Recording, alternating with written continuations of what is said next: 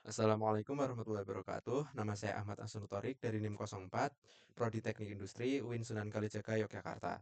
Pada video kali ini saya akan menjelaskan coding dari modul keempat mengenai SIA yang berisi dari rata-rata nilai per mata kuliah dan grafiknya. Nah, nanti di atas ini kita akan mengaktifkan fungsi dari Pandas dan Matplotlib. Oke, kita akan mengimport Matplotlib ini untuk memanggil library yang ada pada Matplotlib untuk menjalankan eh, PLT nanti yang akan digunakan untuk membuat grafik tersebut. Nah, di sini ada def rata-rata per MK yang digunakan untuk mendefinisikan. Di sini ada print untuk mencetak satu baris kosong dan rata-rata nilai per mata kuliah. Nah, rows di sini digunakan untuk membuat list kosong bernama rows. Nah, selanjutnya di bawah di sini ada for name, info, in, data mahasiswa, items. Nah, di situ data mahasiswa item berfungsi untuk mengembalikan pasangan dari setiap kunci dan value-nya yang berisi dari data yang sudah diinputkan tadi. Selanjutnya, di sini ada for MK nilai in info mata kuliah items. Nah, di situ ada info mata kuliah.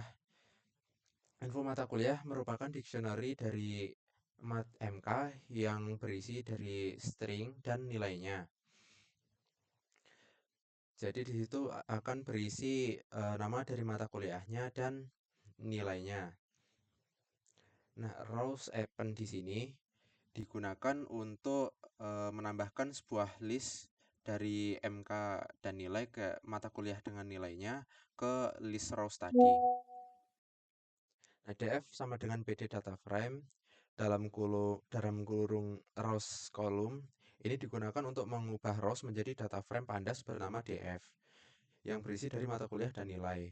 Dan rata-rata di sini berisi dari rata-rata dari nilai itu sendiri. Selanjutnya, kita akan mencetak rata-rata nilai per mata kuliah. Rata-rata sama dengan DF Groupie di sini untuk mengelompokkan DF berdasarkan nilai kolom mata kuliah dan mengambil nilai tersebut untuk menghitung rata-rata dari setiap nilainya. Oke, selanjutnya kita akan mencetak rata-rata nilai per mata kuliah. Dan di sini ada for MK nilai in rata-rata items. Itu digunakan untuk mengembalikan pasangan dari indeks dan value-nya seperti di oh gitu.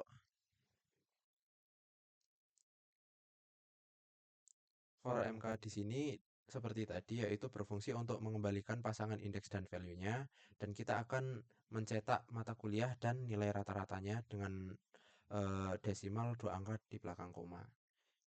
Selanjutnya di sini ada grafik. Def grafik di sini digunakan untuk mendefinisikan fungsi bernama grafik dan kita akan mencetak satu baris kosong dan menampilkan grafik nilai mahasiswa. Rows di sini untuk membuat list kosong bernama rows.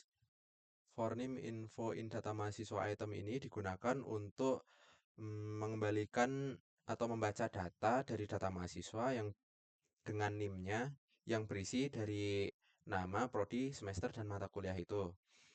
Selanjutnya for MK di sini untuk setiap mahasiswa eh, yang berisi dari pasangan mata kuliah dan nilainya. Nah, rows append di sini untuk menambahkan list yang berisi NIM, nama, dan mata kuliah yang berisi nilainya juga ke dalam rows. Selanjutnya ada df sama dengan pd data frame. Ini merupakan kita akan mengkonversi rows ke data frame pandas dengan kolom yang diberi nama dan mata kuliah dan nilai. Di sini ada rata-rata DF Group B mata kuliah nilai min. Ini masih sama seperti tadi untuk mengelompokkan DF berdasarkan nama mata kuliah itu. Selanjutnya ada fungsi dari histogram. Di sini PLT figure digunakan untuk membuat atau mengontrol mengontrol ukuran dari gambar dengan ukuran yang kita tentukan ini. Nah, selanjutnya di sini PLT hist. Jadi dari histogram tersebut yang akan kita cetak merupakan nilainya dengan binsnya itu dibagi menjadi 10 kotak dan warnanya sky blue, edge colornya itu black. Nah, selanjutnya PLT title yaitu judulnya. Judulnya itu kita buat menjadi histogram nilai mahasiswa. Dan PLX labelnya itu jadi yang untuk sumbu X kita akan memberikan namanya menjadi nilai, dan untuk yang sumbu Y kita akan memberikan nama menjadi frekuensi.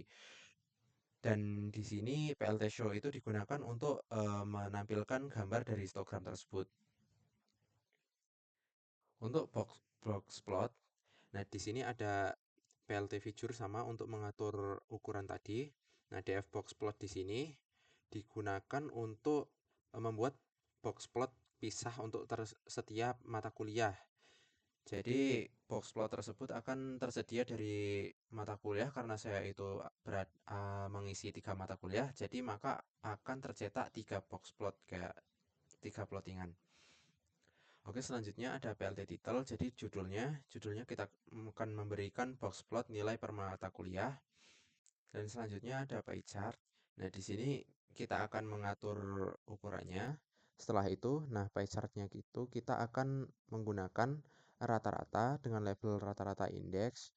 Auto auto pitch ini digunakan untuk menambahkan presentase di setiap slash itu, jadi akan menampilkan satu angka desimal di belakangnya. Dan Starline 90 ini berfungsi untuk memutar awal potongan agar menjadi lebih bagus tampilannya. Nah, di sini ada PLT title ya sama seperti tadi untuk menampilkan judul, yaitu presentase rata-rata nilai per mata kuliah, dan PLT show untuk menampilkannya. Dan di sini fungsi print itu untuk mencetak dari apa, jika semuanya sudah berhasil, maka akan tercetak grafik berhasil ditampilkan. Nah, ini merupakan menu utamanya dari kode ini. Jadi di menu utama nanti akan ketika kita menjalankan akan menampilkan menu utama sistem informasi akademik dengan hiasannya ini dengan 6 opsi, yaitu tambah data mahasiswa, simpan data ke Excel, dan selanjutnya ini. Selanjutnya di sini ada pilih. Kita akan disuruh untuk menginput dengan tulisan pilih menu 1 sampai 6. Nah, di sini ada fungsinya yaitu if. Jika kita memilih satu, maka kita akan dilempar ke pilihan satu tadi, yaitu tambah data mahasiswa.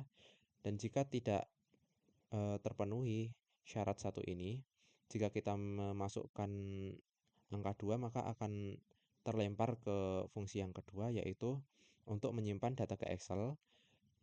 Kalau masih tidak terpenuhi, maka akan dilempar ke opsi ketiga, yaitu angka 3 untuk filter, dan akan dilempar ke selanjutnya jika masih belum memenuhi yang atasnya untuk rata-rata nilai per mata kuliah, dan untuk grafik, dan untuk keluar dari program tersebut di angka 6. Dan break di sini hanya untuk menghentikan program tersebut. Karena kita menggunakan rumus while true, maka ini akan berulang sebelum kita memberikan pilihan yang benar dari 1, 2, 3, 4, 5, atau 6. Dan else di sini digunakan untuk jika semua fungsi di atas tidak terpenuhi, maka akan menampilkan pilihan tidak valid dan silahkan ulangi. Oke, sekian yang dapat saya sampaikan. Kurang lebihnya mohon maaf. Wassalamualaikum warahmatullahi wabarakatuh.